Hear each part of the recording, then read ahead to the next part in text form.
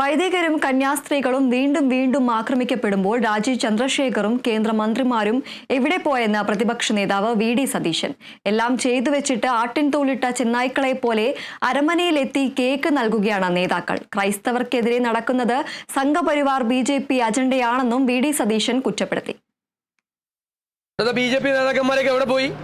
ഇന്നലെ ഒഡീഷയിൽ വീണ്ടും 2 മലയാളി വൈദികരെ, 2 കന്യാസ്ത്രീകളെ വീണ്ടും ബജരംഗ് ദൾ പ്രവർത്തകർ ആക്രമിച്ചിരിക്കുക. 2 കന്യാസ്ത്രീമാരെയും 2 വൈദികരെയും, മലയാളികളായ വൈദികരെയും. അപ്പം ഞങ്ങൾ പറഞ്ഞിരിക്കുന്നത് കഴിഞ്ഞ 835ാമത്തെ സംഭവമാണ്.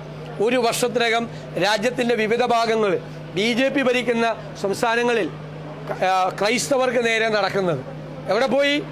എവിടെ പോയി കേന്ദ്രമന്ത്രിമാർ കേരളത്തിലെ? എവിടെ പോയി രാജീവ് ചന്ദ്രശേഖർ? എന്നിട്ട് ആട്ടിൻതോലിട്ട ചെന്നായികളെ പോലെ അരമനയിൽ പോയി കേക്ക് കൊടുക്കാൻ പോവാം. ഇതെല്ലാം ചെയ്തു വെച്ചിട്ട് ഇത് സംഘപരിവാർ അജണ്ടയാണ്, ബി.ജെ.പി. അജണ്ടയാണ്.